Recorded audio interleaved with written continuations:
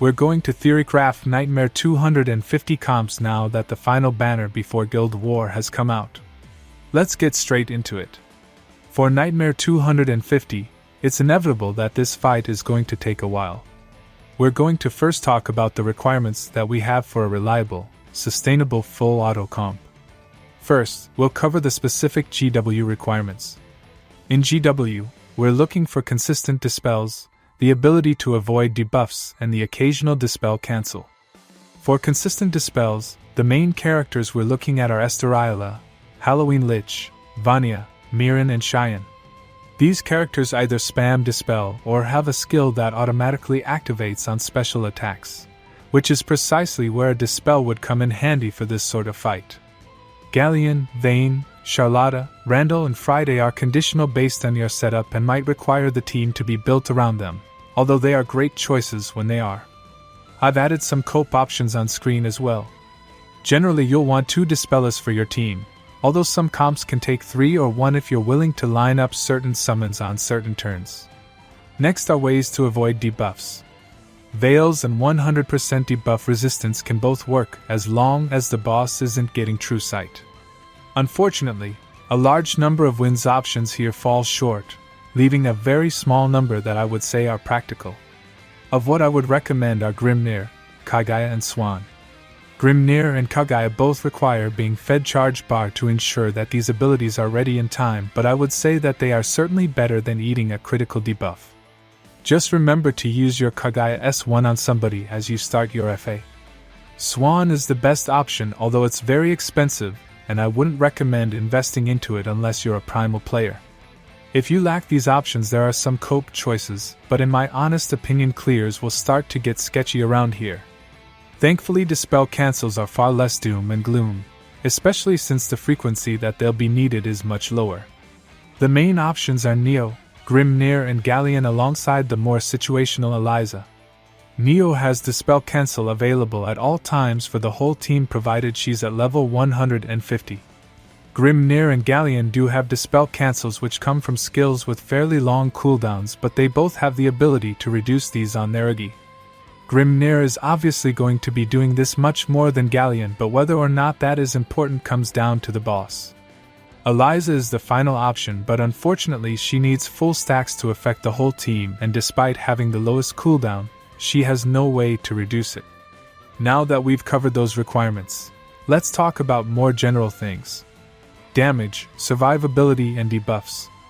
Obviously, we've got some of these from our previous characters, but it's important to remember that killing and surviving the boss is still vital. Let's talk about some characters that haven't been brought up yet but could be a great help. Wynn's biggest damage dealer, Narmea. If you need something dead, she's what you bring. Unfortunately, that's all she brings. No survivability, no debuffs, not a single thing from above. If you are going to use her, I would definitely recommend being primal, but honestly most setups won't be using her for NM250. Katura greatly depends on your comp, but for any Kengo or Rising Force setups, she'll be a great slot in. Although her ability casts are long and she becomes a massive source of lockout, most charge attack setups will take fewer total turns than other setups, making it much safer to clear. She does bring some survivability to the team unlike Narmea, but mostly is in a similar position for a very different style of comp. Inio is a classic Guild War character with her ability to immediately get a charge attack and delay after anyone dispels a buff. Although her damage isn't as high as the previous 2 options, she does bring debuffs and a dispel of her own on a 5-turn cooldown. Additionally, she's fairly flexible with her comp, being a fairly good slot provided you have the room to spare. On the other side of the spectrum is Petra, who is primarily for survivability. She constantly grants mirror image to the party, which can either be amazing or terrible depending on the state of the boss's normal attacks. Because of this, she can't be a confident slot. I would wait and see if she's usable or not. There's also Halloween Vayne, who is both great in the backline and as an emergency option. His 50% defense boost is incredible for a passive benefit that you get essentially for free, and his kit can help ensure that the full auto manages to consistently clear the last 10% of the fight, as he brings great survivability as he switches in. The downside to this is that he competes with Grand Vayne, who we'll be talking about next. Grand Vane is a bit of an iffy case who I'm singling out to talk about because he's so new. Compared to Halloween Vane, he provides far more damage, dispels, and a nice survivability bump at the start of a fight. However, getting to this is actually difficult as Vane requires 3 turns of lethal damage to start popping off. Once he gets there, his damage is actually quite comparable to some other high damage characters in Wind, but the ramp up is both of a questionable speed and of questionable reward when compared to characters like Vanya or Lich. Plus, his Halloween version having such a strong effect from the backline makes his use feel even more iffy. In the end, it's simply about needing to see whether or not the boss can hit hard enough to bring him to 1 health, and if the fight is difficult enough that his absurdly juiced survivability specs are needed. For my final additional character, I want to make a dishonorable mention to Charlotta. Frankly, if your comp is reliant on her, your NM250 clear is going to be very slow. For a CA comp, I would instead recommend Mirren, Lich, or basically anything else before Charlotta, and only bringing her out if nothing else is working. Trust me when I say that 4 skills that get reset on Oogie can really clog up the skill queue really fast. Now, let's talk about comps.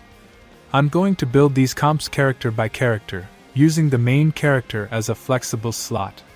The only special main hand options we'll be talking about is Exopelion and Swan, otherwise these slots should just be whatever you have that fits best. First, let's build a comp around Grimnir. Grimnir covers our requirements for both Veil and Dispel Cancel, alongside being a fairly solid choice for damage and survivability. However, we still need debuffs and dispels of our own, which is where Lich comes in. With these 2 characters slotted in, we still want about 1 more dispeller who fits with the comp, which is leaning towards charge attacks. In this case, we're going to take Mirren, although this slot is flexible and can be filled by characters like Vane or Randall.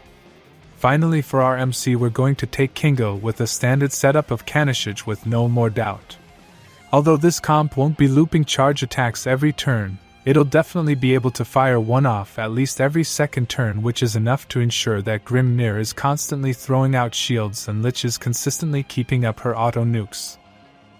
For those who prefer the way of the sword, Galleon and Kagaya can help turn the MC into a DPS machine while ensuring that the party has a good amount of survivability.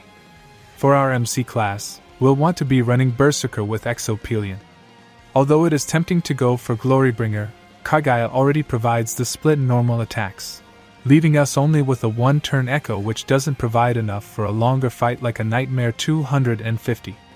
Additionally, Exopelion's 1-turn cut to buff skill cooldowns allows for permanent use of Ulfheden. With this, Veils, Dispel Cancels, and debuffs are covered, but this comp is lacking in dispels. Considering that Galleon is already in the comp, we'll be looking at either Esterila or Lich. Although both have their strengths, I would personally choose Esterila, as Lich may struggle to maintain uptime on their auto-nuke with a less charge attack-focused comp. If you have a fully uncapped Swan, you can opt to use your main character as a support, and allow your other characters to be the real damage dealers. The class of choice for this would be Lumberjack, with its low cooldown on Woodcutter's Song giving consistent veils and debuffs, while Birdsong of Balmy Breeze providing a Dispel Cancel every 5 turns. This allows us to be essentially free to choose whatever we want for the rest of the comp, provided that there are enough dispels. For this comp, we'll be using Vanya and Vane for dispels alongside being strong normal attackers, which is great for an element with normal attack amp on its Exalto. The final slot is more flexible, with choices ranging from straight-up damage with Narmea to more defensive options like Kagaya. There's also the alternative option to Lumberjack, Shield Sworn. Shield Worn, which is far more defensive than Lumberjack but requires much more support in the Dispel Cancel and debuff department. If all fails and you lack any of the options for Veils and Dispel Cancels, there's always Paladin with the new Royal Deliverance. This is definitely the most budget option, but I can imagine there are some out there who lack the ideal characters. This comp here is made of only characters who are grindable, or in the standard pool, as an example of a comp that could hopefully clear an NM250 comfortably. No guarantees though. Good luck trying to get into the Martial Mastery trial. Of course, all of this is speculation, and none of this should be taken as gospel. There's a chance that something like Dispel Cancel turns out to be unneeded, or the amount of survivability needed could be much higher than predicted. Maybe the boss only applies charm and AWR is broken, it's hard to tell. Hell, maybe the GW boss has 8 charged diamonds and Valentine's Sandophon is core. Just be prepared to tweak your comp after your first few attempts to react to what cygames is cooking.